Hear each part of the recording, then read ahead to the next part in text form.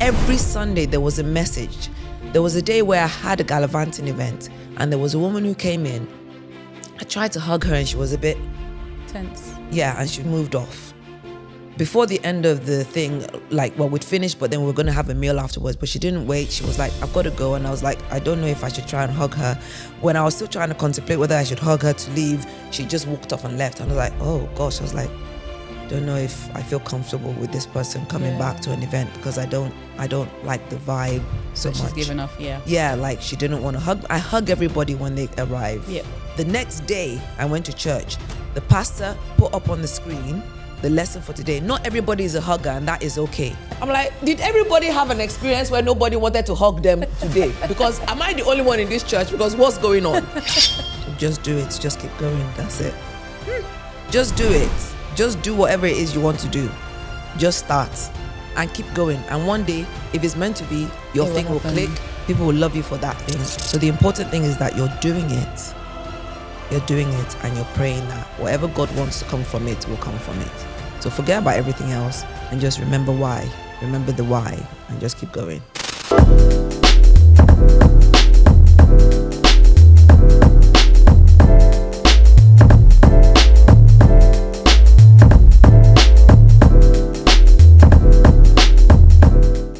Hey fam, welcome back to Taking Up Space with me, Lady T. Thank you for joining me once again. This series is all about getting to know some amazing individuals and sharing valuable insights on the spaces that they operate in. So those spaces could be in health, in business, in entertainment, community, wherever there's a space. I want to talk to you. We're going to talk to you. Okay. We explore their journeys and how they navigate those spaces as Christians. Now, my guest today, yes. She is a woman of many talents. Okay. She's an optometrist. She's an entrepreneur and a content creator, better known as Celiatoks. Now, from her viral comedy roots as Mrs. Adetunji, I have to do that properly because I know my mother will watch this, and if I say it's wrong, the problem that I will get. So, Mrs. Adetunji, is that okay, Mom? Yes? Okay, great. To her passion for African fashion design and her mission to uplift women through her community building, gallivanting with Celiatoks. Her journey is one of creativity, community, and deep-rooted faith. It's Celiatoks! Thank you. Thank you for having me. Finally, we finally get to have Mrs. Adetunji in the building. Mrs. Adetunji is here. Do you know what I was going to do? I thought, T, maybe you might want to bring a scarf or something so that she could tie on my hair so I can get into character. Yeah, and then I should have bought my outfit. If I had brought that, I could have come as Mrs. Adetunji. Oh my days, that would have been good. Maybe we could do that next time. Yeah, no problem. We could do that. I was going to start a podcast in character as Mrs. Adetunji. God just took me a different direction. That would have been so wild, unhinged. In so many different ways. Exactly. That would have been so crazy. Exactly. To do Unhinged would have been, that's the right word. That's the right word for it. That was the intention. It's brilliant. But honestly, thank you so much for joining me on this episode today. I absolutely adore you. Thank you. The amount of friends that share your videos and stuff. And honestly, the way that the group chats are always live and just thinking imagine if that was your mother or mother-in-law. But remember back in the day, Mom used to do that. This was Mom. Yeah. So it's, when I say it's a shared experience. Super relatable. It's on point. So we'll jump into that at first, actually, because obviously Miss Adetunji is a character. What made you start that character? What was the genesis of that? It was just by chance, really, because it was during lockdown.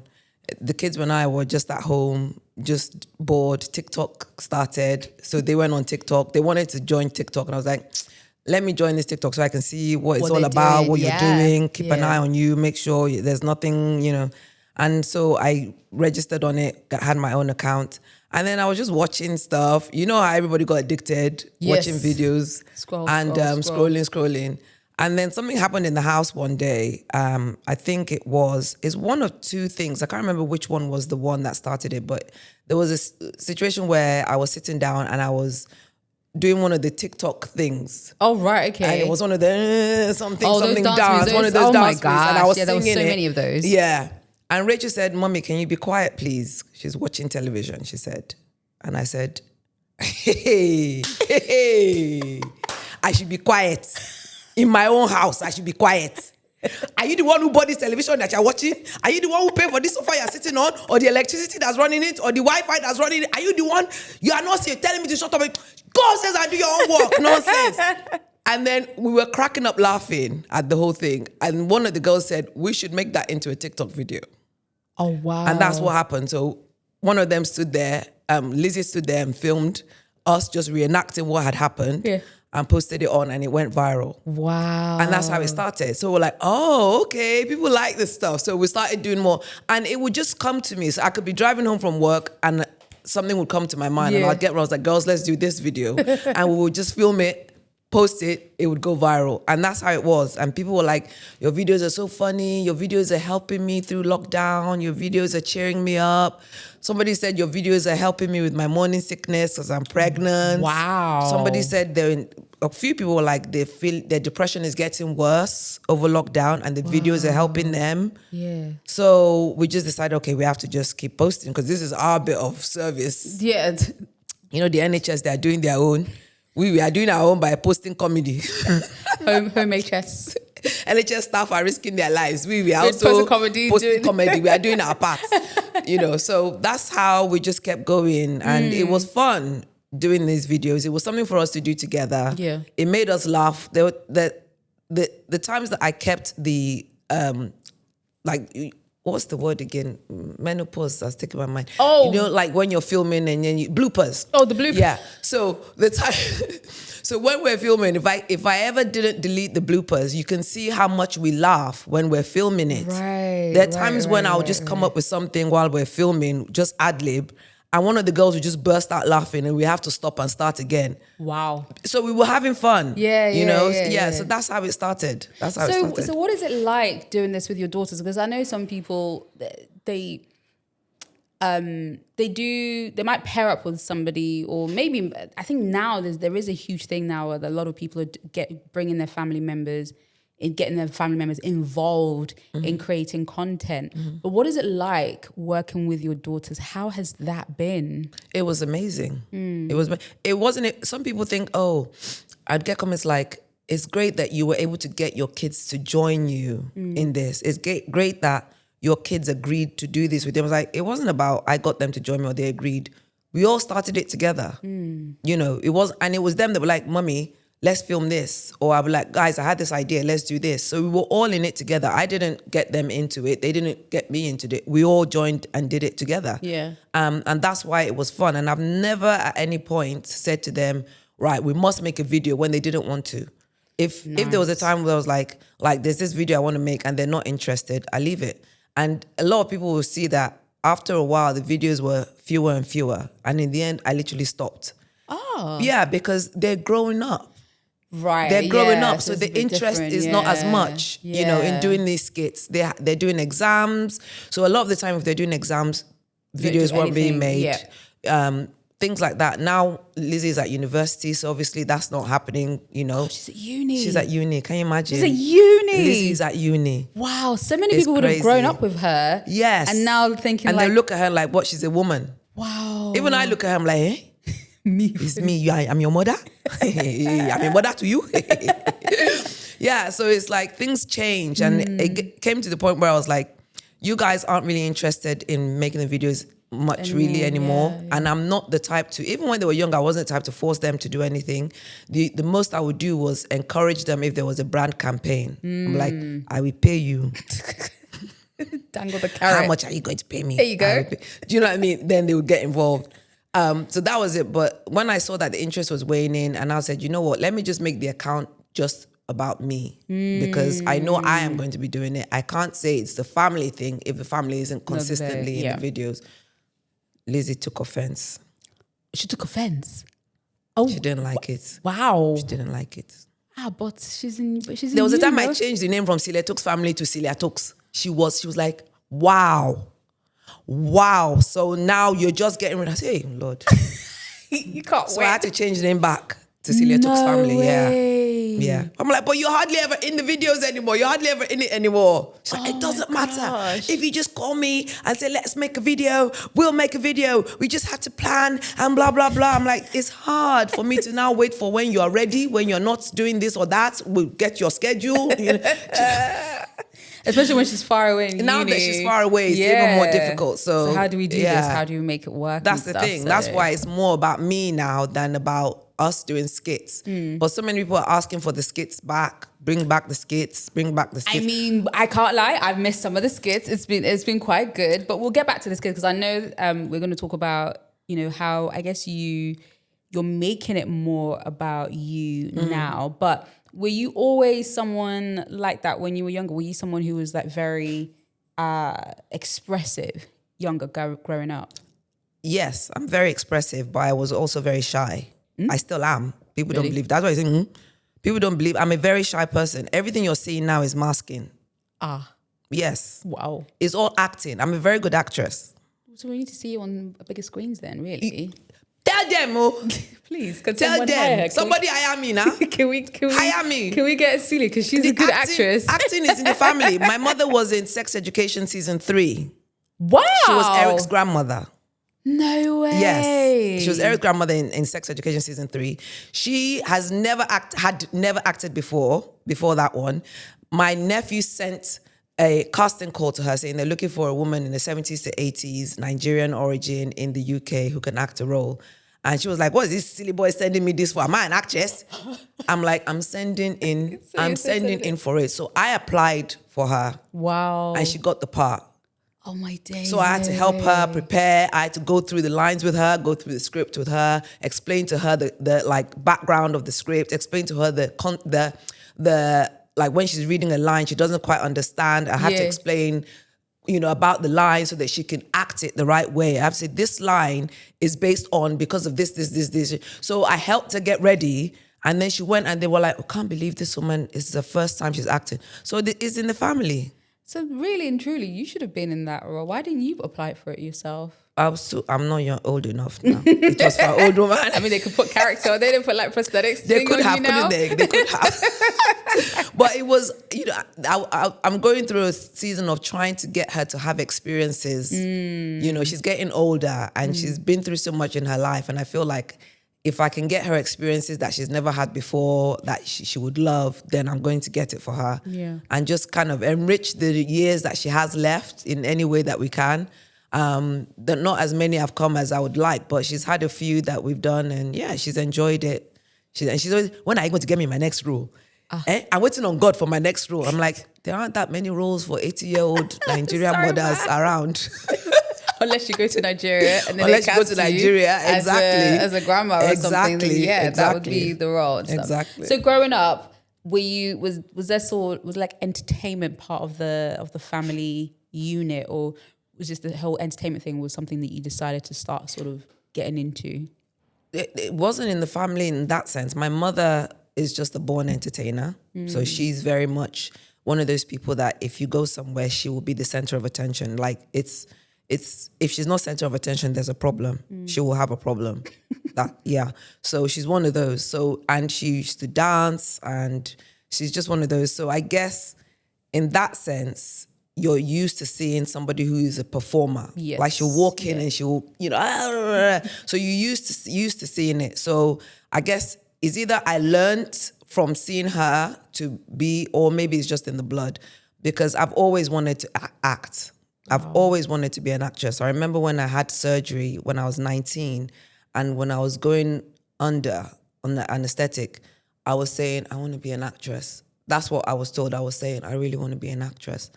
And you hear that when somebody's in that stage, they say things. I really want to be an actress, and I'm going under.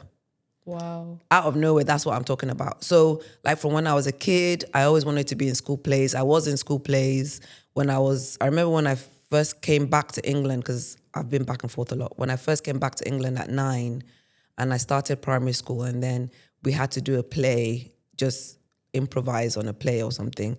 And nobody wanted me in their group, right? Aww. Yeah, I was the only black kid. Oh. Right? Nobody wanted me. And also I was a new kid. Nobody wanted me in their group. So it was left to me and one boy called Danny that nobody liked because he smelled, right? So it was just me and this boy. He will never know he's the one watching if he ever watches. Anyway, me and this boy were left together to form a play. And I just said to him, right, you know what? He was acting like he didn't know what to do. He wasn't being very, very... So I said, you know what? Just be my dog. Just act like a dog, and I'll take it from there. So we now had to do that. Everybody had their turn. I had my turn with my dog, and mine was the best. Meanwhile, everybody had groups of 5 or 6. It was just me and my dog, and mine was the best. The next time it was time for play. Celia, you want Celia? I said, yeah, now you want me now. Now you want me. Because when they said before, they were not interested. That time they were asking me, how did you get here from Nigeria? How did you get here? How did you get here? I said, I swung on trees. That's how I got here. I was 9. Imagine having that kind of weight at 9. You said, I swung on trees to get here. I swung on trees to get here. That's how I got here. Like, what kind of stupid question are you asking me? That's something an adult would say now, but not a 9-year-old kid. Wow. Because they're like, how did you get here? How did you get here? I was like, why are they asking me this stupid question? I swung on trees. That must have felt very silly, but I was thinking Okay, that probably wasn't the best question to ask, They didn't understand. So yeah, but no, I mean, that's amazing to say that you want that your lifelong dream was to be an actress. Do you feel like it's something that you will still get to do? I would still love to do it if I could. If my memory from menopause having attacked my brain and ADHD, if my memory can still hold the script, then I would still love to do it. I kind of get my little fix from doing this. Doing this, yeah. Those are the kind of things. And I think things like that are good show reels for people to see that, like, look, this person, can act. Yeah. We might want to bring them in on something and see how they do. So listen, any casting directors, if you're watching, please make her dream happen. Take her on. You're not going to be disappointed. Hello. Okay, so then obviously, we talked about how the character Miss Adetunji started. But I guess aside from that, you had a regular day job. Yeah. Which was being an optometrist. Yeah. Did you enjoy that? I did. I did enjoy that for a long time. I stopped enjoying it. Well, I stopped fully enjoying it when I realized that everything was too commercial. Like, everything was too much of it. Become more of a sales job, right? Than a clinical job. So it was a lot of what was your conversion rate? What is your conversion rate? And conversion rate means of the number of people that you examined today, how many of them bought new glasses? Oh gosh! So that was the basis on which people would hire you. And I'm self-employed, so I locum, so I can't be employed. I tried being employed and I couldn't. I literally left the place after 1 week. I left in tears. I'm like, I can't do this. They were not nice anyway, but I like the freedom of being able to work somewhere, and if I don't like it, I don't ever have to go back. Yeah. I like that. So that I've always been a locum over 20 years. And so the way it works is, you test a certain number of people in a day, and you have to recommend new glasses. You have to recommend upgrades to the glasses. So if they bought something that was worth £200 last year, how can you upgrade that so that they're spending more this year? And for me, it was almost like my integrity was at stake. Ooh. Because I'm like, okay, most of these people don't need new glasses. So they force you to get them to upgrade them every single time. Yeah. So I have to tell them that even though their prescription hasn't changed, they could upgrade to a better varifocal. Even though your prescription hasn't changed, your eyes haven't gotten any worse, your glasses are perfectly fine, but you could still buy new glasses. And a lot of the time, your customers or patients are pensioners. Yeah, so how are you going to make them spend you have to money? tell them to spend money. So my conscience just can't do it. So there are times I go to work that I'm praying, please God, let everybody come in today, be prepared to buy new glasses. Wow. Like, let everybody come in today need new glasses so that I can have a good conversion rate. And that would be my prayer. Over, oh, please God, if I see somebody who could possibly have a brain tumor, let me see it. You know what I mean? These are the things that you should be thinking about, but you're more concerned about having they don't care whether you've picked up a brain tumor. They care about whether you've Where you can made spend enough money. Yeah, that's crazy. Yeah. 'Cause I know So I stopped enjoying it. Yeah, I mean, I can see why. Because for me, that would. When you're too much on the money and you just want that thing, it's just like, but then you make people lose passion for what they're doing because yes, money is a part of it. Yeah. But then having them to now focus on just the money, Yeah. it's just like, what's the point? Exactly. This has no more value or fulfillment. Exactly. For me. So I'm not going to now say, okay, I'm going to do it because I need to keep it or I need to keep a job, this, that, the other. And, you said something about having to pray about your prayer was different. It wasn't like, God help me. It was just like the people actually need it. Yeah. Let them need it. So when we talk about your faith, being a Christian, like how have you navigated the space you're in? Because social media is crazy. It's hella crazy. But from your journey to being a Christian, from giving your life to God, what was that like? How was that? Had you been the cliche? Is it cliche? Christian since young. Yes. Yeah. I've been a Christian from young. I was a Mormon, from You were the age a of Mormon? 12. Yeah, I was a Mormon from the age of 12, yeah. Don't drink coffee, don't drink tea, don't swear, don't smoke, no sex before marriage, which is supposed to be normal Christian standards, but in the Mormon church, if you commit fornication, you have to go and confess to your bishop. Mm-hmm. And I think there was a thing about how you have to confess in detail what you have done. You have to now be God. You have to be graphic about and what then you get did. excommunicated. Yeah. So it's more strict. So the beliefs are there. They're normal Christian beliefs, but I think with the Mormon church, or maybe it's just with the way I lived it, I was very strict. Okay. With my beliefs, very, very strict. So I lived the commandments and even you couldn't date outside the Mormon church as well. So when I started dating, I couldn't date anybody that wasn't a Mormon because you can't marry anybody that isn't a Mormon because you have to marry in the temple. So these were things that, it's not that you can't, you can. You can marry somebody that isn't a Mormon, but you cannot marry in the temple, which means that you will not be together again after you die. You'll be separated. Your marriage isn't eternal. But you're encouraged to have an eternal marriage. Because if you don't have an eternal marriage, you won't end up with God. So you will end up in a different level of heaven so that where God isn't there. Right. So who determines that? That's a good question. Do you get what I'm saying? Who determines whether this marriage is eternal? Who determines which stage if you of don't heaven marry you get in the to? temple, then your marriage is not eternal. That's the belief, that your marriage is not eternal. That's the belief. But I mean, I left the Mormon church about 10 years ago more, and since I left, I've heard a lot of things have changed. A lot of the things that they say were hard and fast rules when I was there are no longer hard and fast rules. So things are different now. And I've heard it in the sense that, that's not the same. Instead of that making me feel a bit like, that's good. And I'm like, so why was it there in the first place? Yeah. Because now I feel cheated. Why was that there? You said I couldn't do that. I waited and now look at you. Wow. You said I couldn't date outside the church. You said I couldn't do that. And I was so strict with it. Like I was really, really strict with myself, with everything. So I've always been a Christian. I mean, there were lots of Christian values that I learned as a Mormon that I grew up with, which blessed my life, which made me who I am.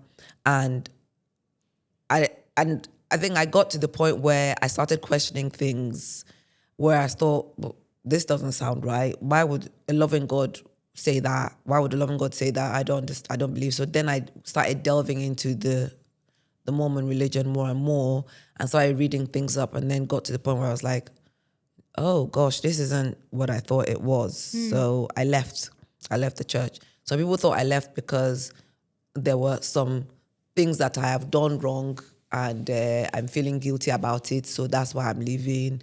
And I'm like, I haven't done anything. Or that people have offended me. That's why I'm leaving. I'm like, people have been offending me since I didn't leave. It's not now that people have just started offending me. I'm gonna say, they have been offending me since, and I stayed. It's not because of people. I've left because I've realized that what I thought was true isn't true. So I moved on.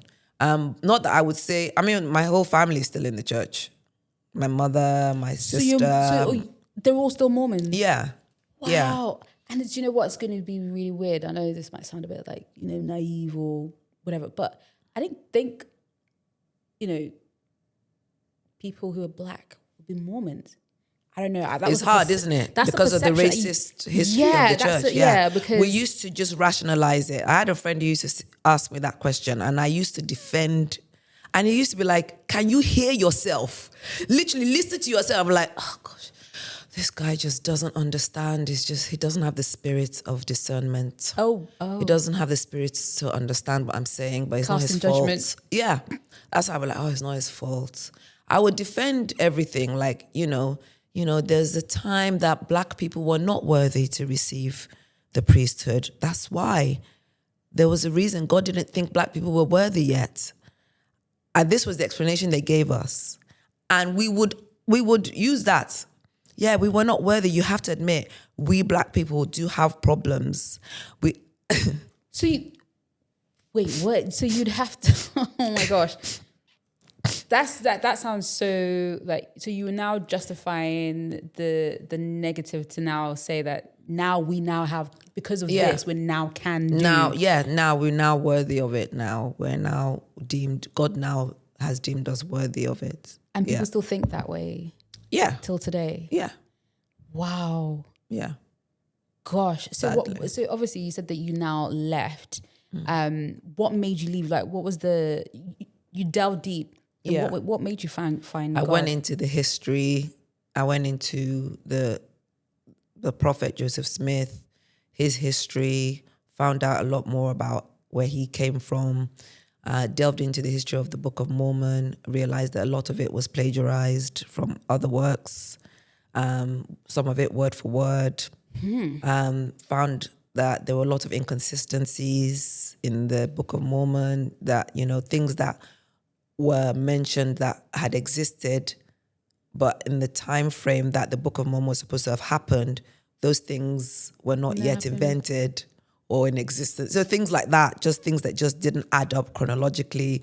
So many things, like people who have delved into it and then written, all the fact that things that it claims to have happened, there's no evidence of it. Like in the Bible, things that you see that says, archaeology reveals things that proves that it happened.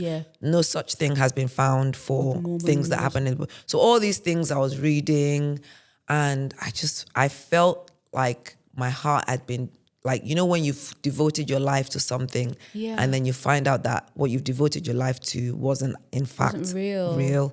I was brokenhearted. I cried. I felt betrayed. I was so upset.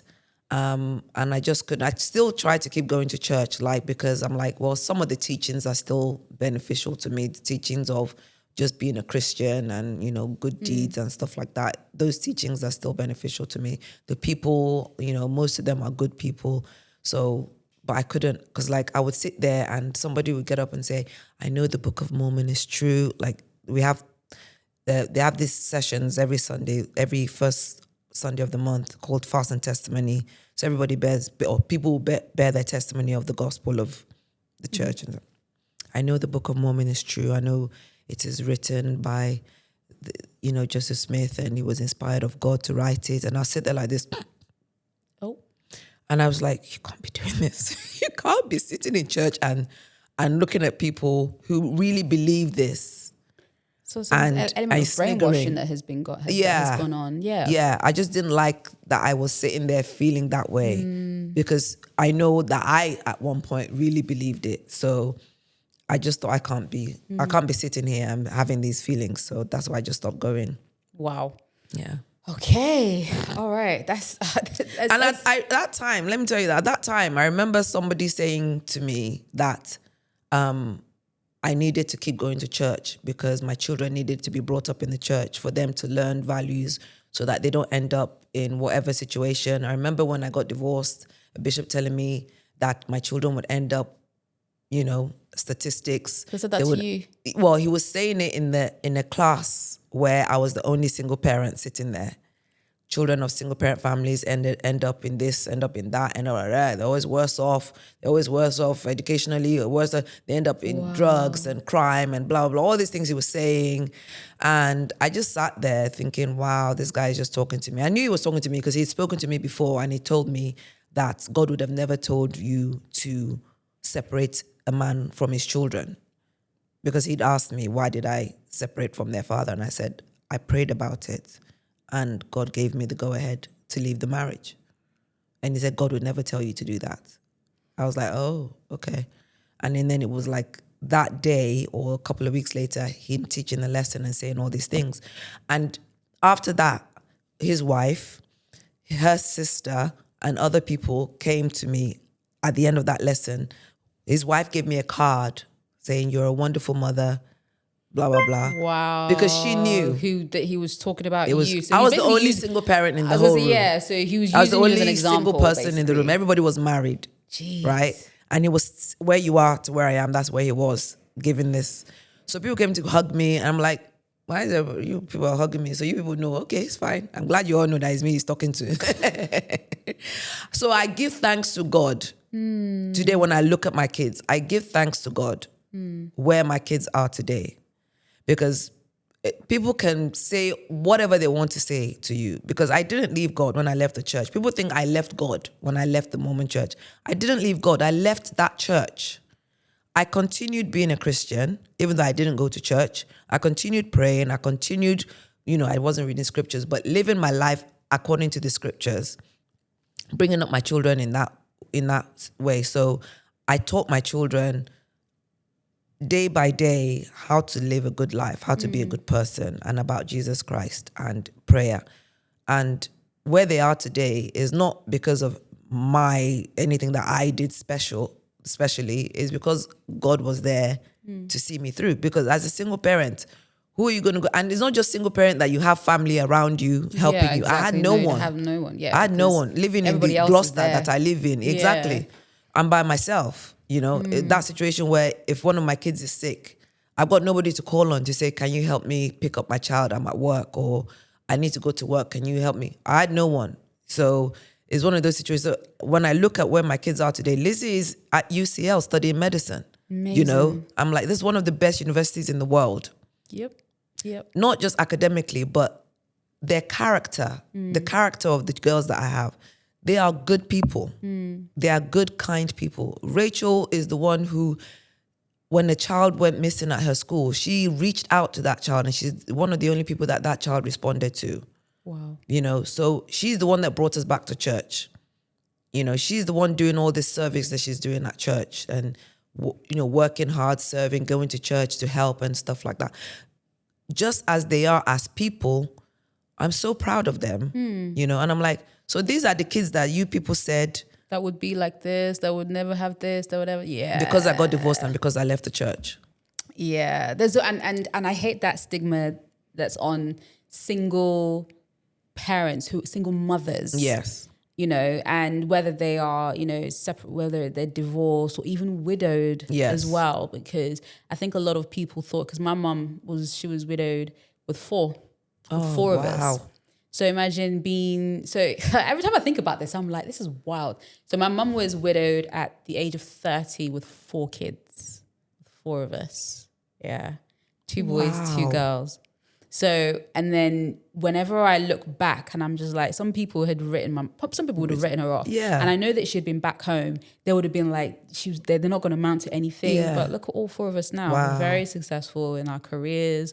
She's got 4 grandkids now, So when people write people off like that, and it's just like, and I think, and this is why God is so awesome, because God will always turn whatever negative was said, he'll be like, wait. Exactly. Wait. Exactly. And then you now see the kids now just literally turning into these amazing children. Like, people are looking for them. People are wanting them to do things, or asking for their creativity and asking for the skills. Exactly. And you're just like, that can only be God. Exactly. That's like a redemption. And I think society needs to get away from stigmatizing single mothers. Honestly, I know So much. several single mothers, and they all have exceptional children, good children. You know, like these statistics, these stereotypes that the people keep laying at. I'm like, where are they? Yeah, Like, I don't see them. exactly. You know, you shouldn't judge somebody by, look at the mother, right? Look at her standards. Look at her faith. Look at what she's doing before you start applying any kind of statistics. Yep. Yeah, if the mother is a druggie, yeah, if the mother is herself hopeless and helpless, yeah, if the mother is abusing the kids, yeah, maybe those statistics might apply. But even in those cases, sometimes they don't. Sometimes the kids decide, despite my mother or my father or my upbringing, I'm still going to be great. It's the choice you make. Exactly. It's literally the choice to whether you're going to do good or you're going to do bad. Which one is it? Which one do you want to look back on and know that you're proud of? Or like you're like, I made the right decision to do better for myself. Like it could have gone that way, but it didn't because I made this choice. And this is why like the choices we make are literally life and death. Yes. You know, whether not just in literal sense, but like in in how you live and what you do. So, you know, but yeah, shout out to all the single moms, man. Yes. You guys are doing amazing things. You guys are doing amazing jobs. And they should be showing up. All the single moms should be showing up and sharing. Yeah. Share on social media how you're a single mom, but your children are great. There you go. Because there's so many, I have so many that come into my DMs that will say, I've just split up from my partner and I'm really scared I'm going to ruin my children's lives. It's like, no, you won't. I get really emotional when I read those things because I'm like, these women automatically think that they're going to ruin their kids' lives because they've chosen to leave an abusive partner. Because of this is what the world is saying. The world is saying, oh, on your own, you're going to ruin their lives. But you're not. It's the opposite. So they're coming to my DM saying, how did you do it? I'm like, you can't just automatically think that. The fact that you're concerned alone now shows me that you're going to be fine. Yeah, absolutely. That shows you're going to be fine. If you're scared that you're going to ruin your kids' lives, you're a good parent. You know, and it's so upsetting when I see that. I'm like, why do you think there's nothing special about me. I have ADHD. Literally. Like, I forget when I've given my child cowpaw or not. Oh. That's what I said to people. I have ADHD. Funny. It's not funny. It's not funny. I forget. So I'm now like, did I give she's on antibiotic. Have I given her the last dose? Wow. Have I not? That's the kind of parent I am. Do you know what I mean? Was that diagnosed early on or was that diagnosed later on? Diagnosed in my 40s. Wow. Had no idea. All my life, I had no idea that a lot of the things I'd been experiencing were ADHD related. Gosh. No idea. And it's when you start getting into the menopause, perimenopause, that all the ADHD symptoms start getting heightened because the loss of estrogen heightens the ADHD symptoms. So everything starts coming out and I'm like, what's going on? Like, why is this happening? And why am I feeling this way? And everything like that. Gosh, that must be so difficult. And you know, when people talk about, I'm always kind of like very gentle and just understanding with people with ADHD because the way that the brain works, the mechanics, and you know, it's just so different to someone who doesn't have it. They think differently, they move differently, they act, they're just how they do things, how they compute, how they understand things is so different to how someone who doesn't have it do. So you have to be patient with them. You have to be more understanding with them and stuff. So now that you are where you are, you know, you're obviously you left the Mormon church aside, and you know, with your relationship with Christ, how has that been like with your relationship with Christ and then being in the church? What has that been like? Like, did you feel like a revelation? Like, what was I doing? Yeah, because when I left the Mormon church, I tried a couple of other churches and I just didn't feel anything, and I just thought, I'm not a church person, Joe. I don't need to go to church. Me and God have an understanding. He understands me. He knows that I don't need church, and I can just go on as he understands me, Sha. He knows I'm okay. Yeah. That's how I was. So I was like, I'm all right without church. And it was just when before Lizzie went to uni, so like a few months before she was going to go, I just started thinking, hey, she's going to leave home and she's going to be away from me on her own, having to make all the decisions herself. And I was like, have I prepared her enough for this? Like, yeah, she can make meals, but have I prepared her enough to be able to make decisions as a Christian? And I worried. I was like, I don't think I have. And she doesn't have a church family that she can fall back on, that can support her. And yeah, we pray together as a family, but does she pray on her own? Because I don't like going to people and say, have you prayed? My mother still does that to me. Yeah, my mom does that. Have you prayed? Yep. I have to lie. So you don't have to ask me that. This big old age. I was just like, this is my big age. Sometimes I have to just ignore. I'm just like, So I'm like, okay, hey.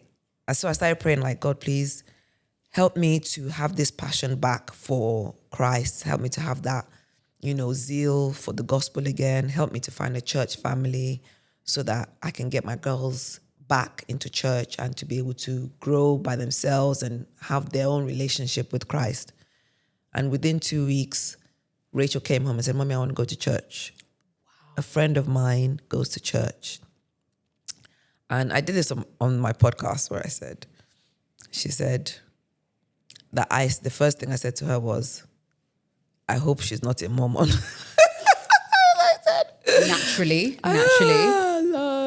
And I always have to say that I have nothing against the people in the church. Just a belief system.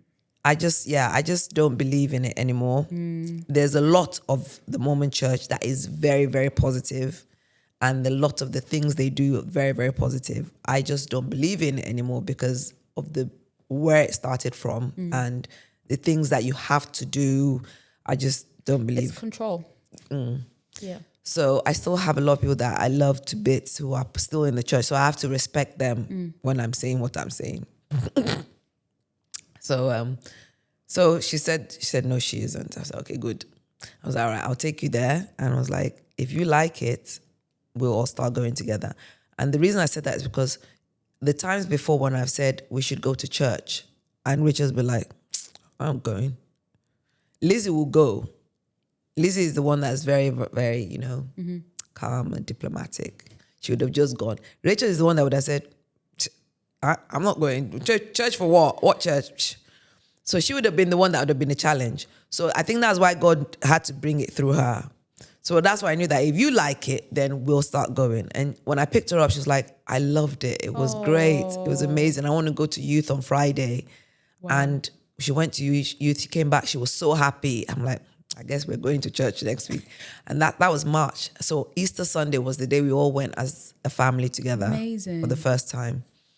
And I was there crying my eyes out, getting messages from God each Sunday, specific messages from God to the point that I felt like I am the only one who in this place that God is talking to, because I'm like, is it that I'm special, or did everybody have the same experience I did this week? Because this message is specifically for me. Yeah. Things like, for example, where in my mind I said, I need to get a journal.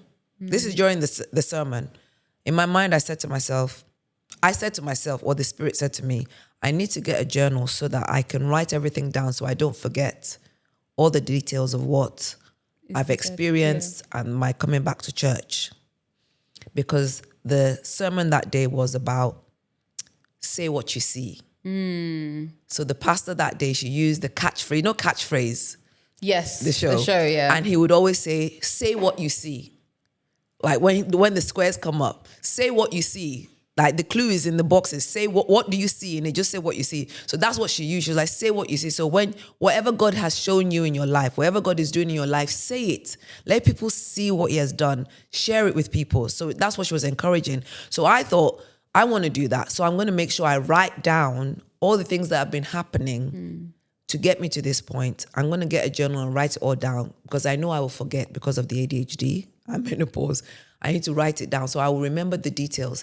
Within 5 minutes of me saying that, feeling that and hearing that, the pastor said, if you need to get a journal to write it down so you don't forget the details, get a journal. Confirmation. I was like, that's literally exactly what I just had in my mind. Every Sunday there was a message. There was a day where I had a gallivanting event and there was a woman who came in. I tried to hug her and she was a bit Tense. Yeah, and she moved off. Before the end of the thing, we'd finished, but then we were going to have a meal afterwards. But she didn't wait. She was like, I've got to go. And I was like, I don't know if I should try and hug her. When I was still trying to contemplate whether I should hug her to leave, she just walked off and left. I was like, oh gosh. I was like, I don't know if I feel comfortable with this person coming back to an event because I don't like the vibe so much. She's given off, yeah. Yeah, like she didn't want to hug. I hug everybody when they arrive. Yeah. And so I was like, the next day I went to church. The pastor put up on the screen the lesson for today. Not everybody is a hugger, and that is okay. Gosh.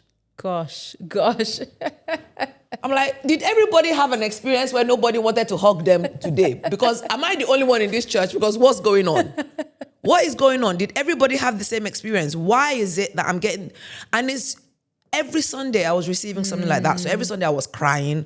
I would do my face up, the makeup on point, face. By the end, it's just like all beat, like everything what's happening? I'm like, what's at this going on? point, I shouldn't even bother putting makeup to church again. Like it would be like this, the tears, the tissue, people thinking something is wrong with me and consoling me at the end of the service saying, sister, I just want to tell you that God sees you.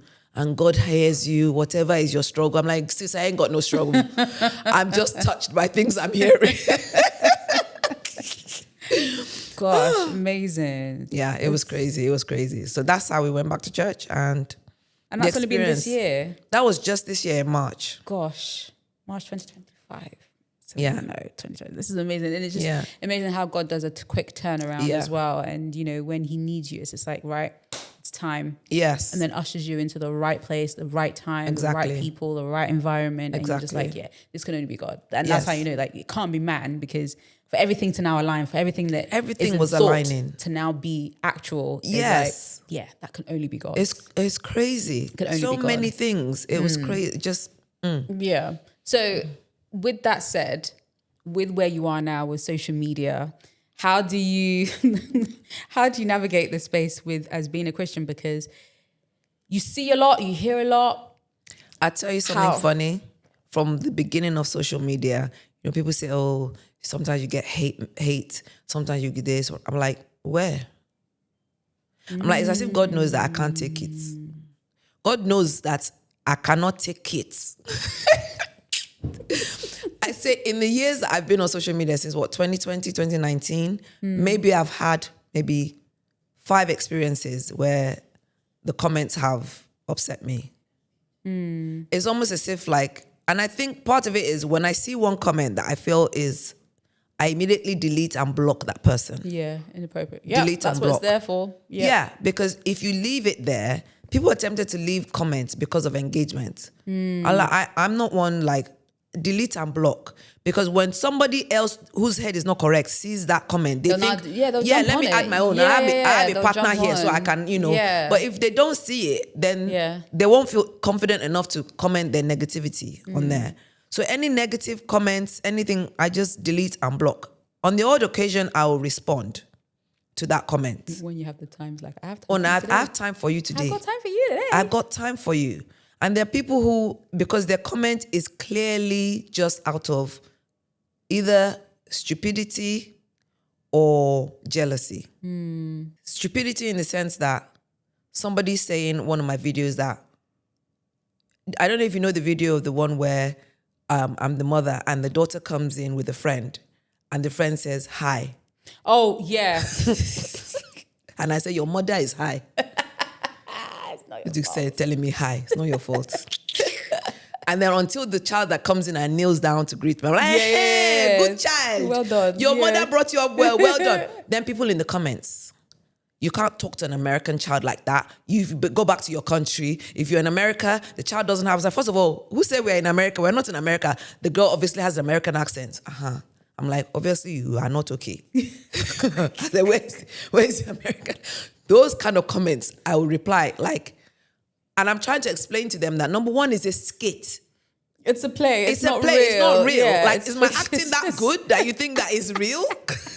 People took offense to that video so much. They thought it was real. Gosh. Go back to your country if you can't accept a girl greeting you the way they greet in America. I'm like, you do understand that this isn't my real character. Even in America, you are polite. They say good day, ma'am, good day, sir. Like, do you they're know? just gonna say hello, hi, what's going on? Like, are you okay? It's the Black Americans that take offense to Africans. Every time. Yeah, because they think it's an American child, so automatically they want to defend that child against you, African. Because they feel like Africans hate Black Americans, that we have a name for them, we don't like them, so they automatically get defensive, you know. And so you see them in the comments. I'm like, so I will respond to you because number one, I don't like people getting the wrong impression. This wasn't in any way supposed to tell you that what she did was right. Like if you look at the hashtag on these videos is "Don't be this parent." That is a hashtag.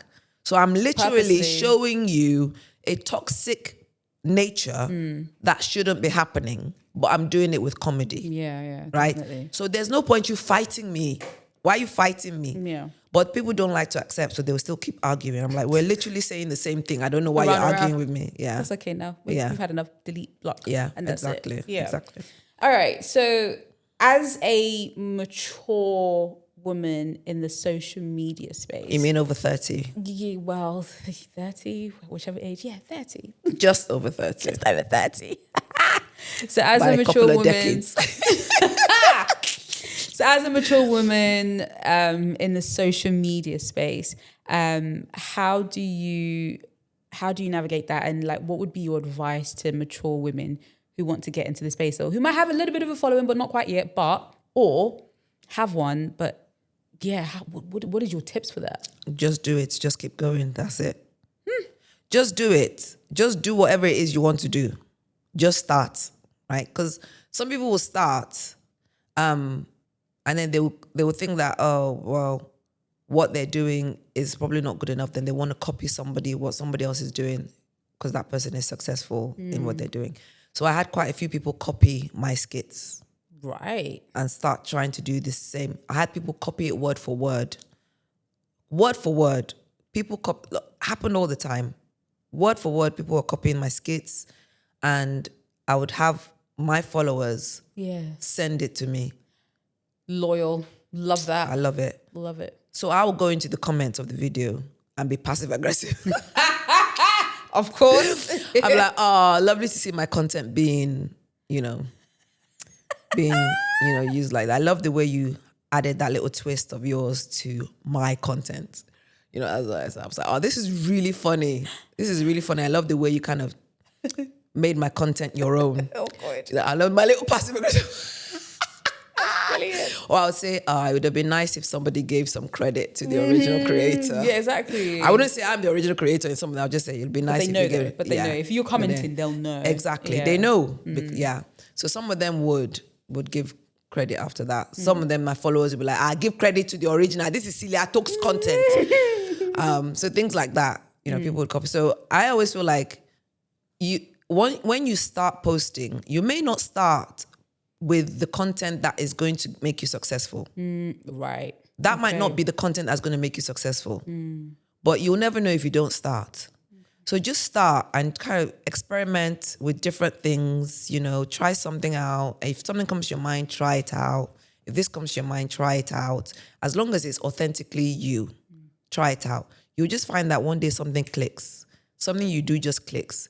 And it doesn't have, look at Boss Auntie. Just camera. Look at Boss. This is what I'm saying. That's it. This woman is getting deals upon deals. Like my sister. I want to go and do boss sister. I said I'm going to carry my mother to go on the tube and hold the phone like this and let her be tube auntie, tube grandma, tube grandma. Because seriously, I'm like, you don't know what it is that's going to make you successful. It's so but if you don't start, you'll never know. No, that's so Did she think that she was going to end up in this situation? She just did something that she thought was good. She loves London buses. She did this. Even me to this, I was like, let me come clean, okay? Let me come clean and confess. I am jealous. I am think jealous. a lot of us are. I'm like, why didn't I think of that? Why didn't I think to stand in front of a bus or behind a bus and let the feel bus myself? like, yes. Hello. Yes. I'll be honest with you. I'm jealous. Because every time I look, I'm like, I'm sweating my bum off, writing scripts, editing, filming, doing edits comedic timing, right audio, making sure to get some views, and all I needed to do was stand in front of a bus. But the thing is, I could have done exactly what she's doing and not gotten anywhere. Yeah. It would not have worked. Absolutely. That's what I was saying, that what you will do, there's something about her doing that clicked. Yeah. Anybody else can do that. They'll be like, what's this idiot doing? What is this idiot doing standing there? Nobody can do that now. Auntie, move. Yeah, nobody can do that No now. one can do that now, Yeah. because she's boss auntie. Yeah. So there's something that you would do that you might not even think is like, you might think, oh, I don't have the editing skills of Celia. I don't have the this of Celia. I don't have, because people don't know I do it all, right? I don't have this of this person. My content isn't gonna. It doesn't matter. It could be the slightest, smallest thing. It could be you just sitting there looking at the camera and doing like this, like Kabelame. Another one. Just do it. Just start. Just do it. And keep going. And one day, if it's meant to be, your thing will click. People will love you for that thing, and you'll keep going. Wow. Amazing. That's it. Gosh, that's so amazing. And it's just beautiful to see hearing how you started and how you've come up and how you're still going, And I've been tempted to stop several times, I have to tell you. But it seems that you have transitioned from doing the skits to doing more of your personal content, your journey of your weight loss as well. You look amazing. Like, you look good. Hello. Even me, when I saw one day, I said, is it the same person? I said, when did this happen? I literally went back like, oh my God. Yeah. Whoa. People do that. People have been in my comment. I saw you. I didn't know if it was. I had to go back and check to see if it was still you. Somebody said, I literally went back through your videos to see if you shared any content about being ill. And I realized that, no, you've been on a weight loss thing. Journey, and that's what it was. So I'm very happy for you. Honestly, it's so beautiful to see. And now you're doing the weight loss thing. And, you're now, I guess, you're comfortable. You feel comfortable in yourself now, in your skin. So it's like, yes, this is me. I feel better. That was then. This is now. I mean, we all evolve. Yes. Eventually. So you've evolved into this new person. So now you're showing the journey. It's not a new person. No. I keep telling people, I haven't always been fat. I wasn't always fat. I used to be slim. Oh. Yes. And then I got fat. It's just social media. I went on social media while I was fat. I didn't go when I was slim. I was fat. That's why people only know me as fat. And I was, this new you. It's not a new me. It's the old me that has returned. It's the old me that came back. This is me now. So enjoy. But it's just beautiful to see. And I think thank you. It's like a new again, you've evolved into a different person. Now you're doing more of your fashion thing, because this is your line. This is I made this myself. I really like this. I've been after sewing for like 2 months. 2 months. Yeah, 2 months of sewing experience, teaching myself to sew for 2 months. I made this outfit. This is amazing. We need to do a little thing at the end, because she looks great, and I think I want. You can't show my feet because the fit. Me, I want to put my order in, please, because we need this fit for this. Thank you. Yeah, maybe you can sponsor the next video. I'll wear Celiatoks. I'm going to wear Celiatoks, guys. Yeah, Celiatoks. that would be cool, actually. Celiatoks fit in the next fit. Cool. We're gonna make it specifically for you. Yes. We gotta do it. So yeah. So again, this is a whole part of a new you. There's more to you now with the videos, more than just the skit. Yes. You're an entrepreneur. You love fashion. You love this, and just seeing you. I think it seems like your followers are transitioning with you. Yes. They're seeing you, and you're gaining new ones because of like your journey now through menopause, and that must be a lot in it as well. So sharing that journey. So you've got the old, but then you've got the new as well coming along with you. So that must be quite comforting to. It is. I still find that my comedy skits still get more engagement than anything else that I do. But I find that I feel like I can't only post comedy skits because there's so much more to me. Like you've said, there's so much more. There's the fashion, there's the sewing, I'm a mom, there's the DIY. I do DIY. There's so many aspects of me. There's so many things I want to share. My brain can shoot in 100 different directions at once, and I want to share every single part. And it's almost discouraging that if I post something else that isn't a skit, it doesn't get the engagement.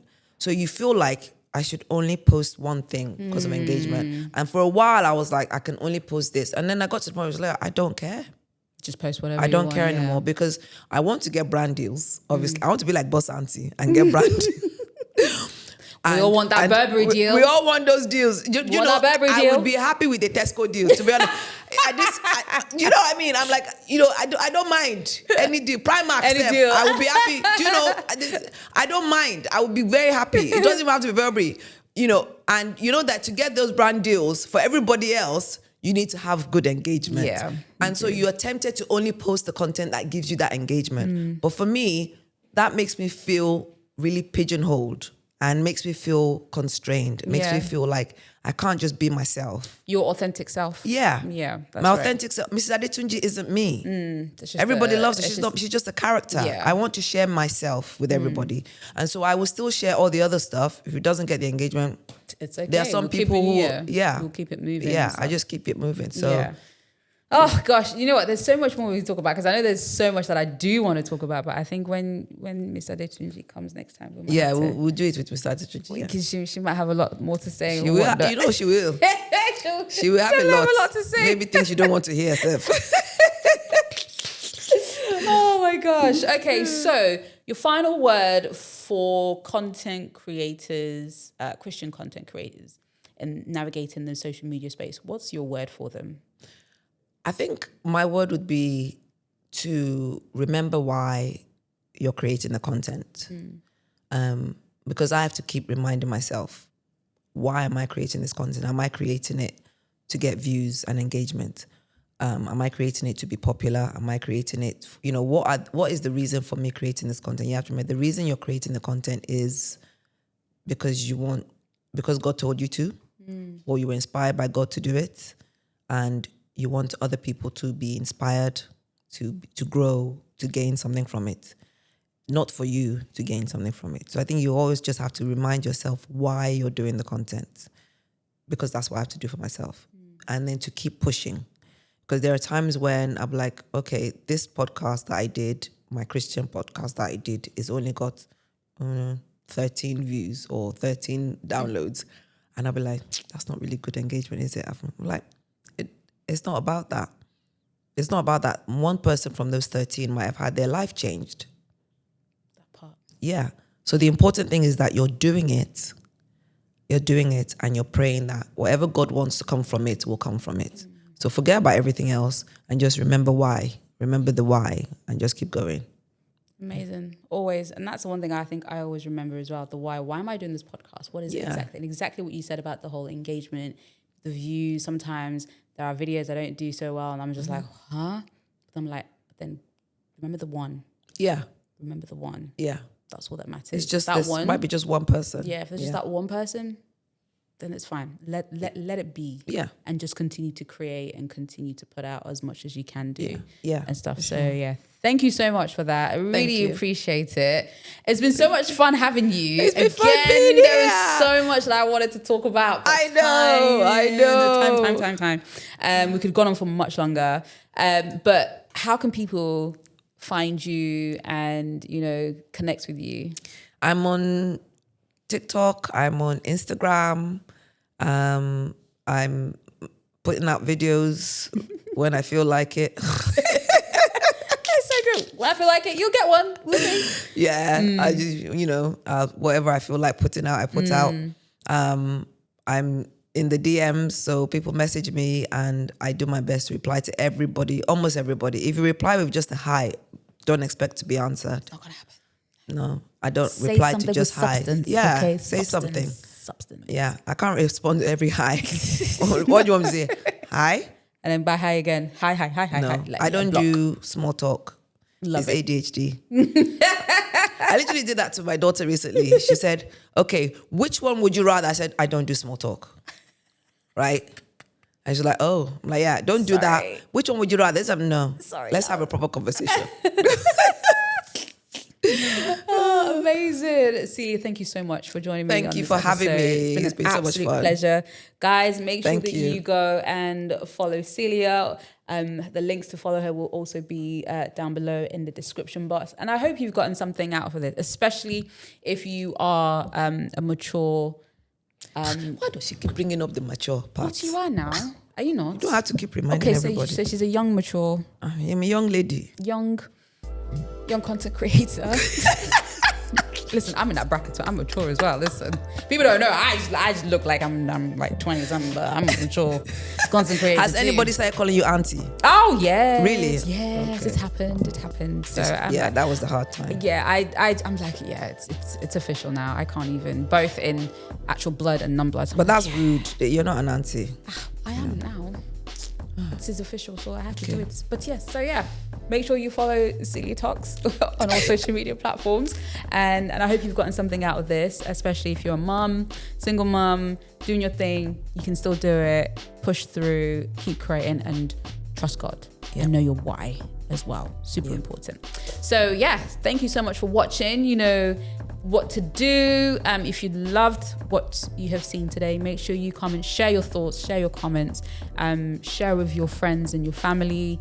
Make sure that you like this episode as well, and you also subscribe if you haven't. Apparently there's a lot of you that haven't subscribed yet, so if you're watching, so please help yourself and help me. Subscribe. So more can come. See, she says it. Subscribe, please. Just watching for nothing. Subscribe. You It's not that hard. It's just click. That's all it is. Simple. That's all it is. But anyways, thank you guys so much, and I will see you in the next episode. God bless. Thanks. Yay! Thank you. That was fun. We love it. Thank you. Thank you.